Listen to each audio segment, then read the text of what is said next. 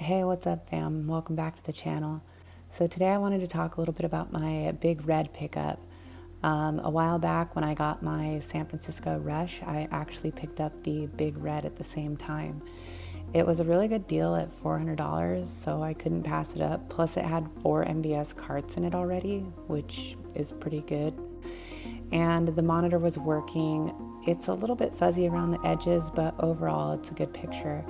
So the cabinet itself was in pretty good shape. It was just dirty and needed to be restored basically to its younger self. Basically what I did was I vacuumed out the inside of the cab and I cleaned everything up as best as I could, either wiping down or using alcohol Q-tips.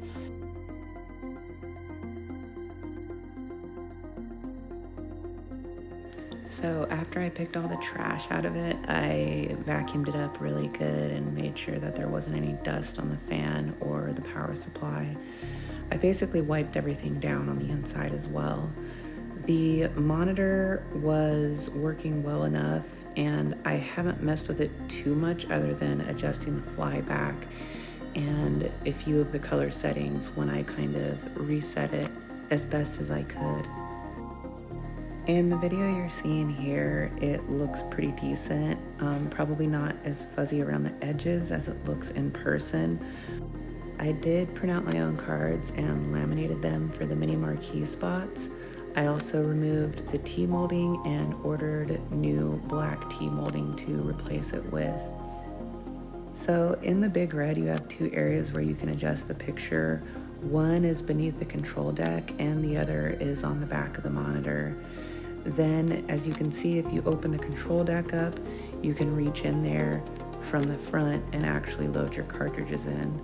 Now, on these side panels, I just did 1 coat of black paint to freshen it up, but I did pull off the back panels and repaint both of them, as well as the top panel all the way down the back side. You can see that there's a little bit of water damage on these. Basically what I did was I wiped them down to get any excess. And then I moved on to the control panel. I removed the really crappy overlay that somebody had managed to put on there, which had sandpaper on the edge of it, and rust treated the metal control panel, as well as put a fresh coat of black paint over it to protect it. Once I got my T-molding, it was on standby while I painted the sides of the cab, and I cleaned both sides off with a magic eraser. And then I just went straight to painting over them. Here's the paint that I used. It goes on kind of pink, but when it dries, it looks perfect, literally. Of course, there's always the option to go with vinyl sets, but I didn't feel it necessary. It was a little bit less expensive to go this way, and I was doing the work myself, which I like.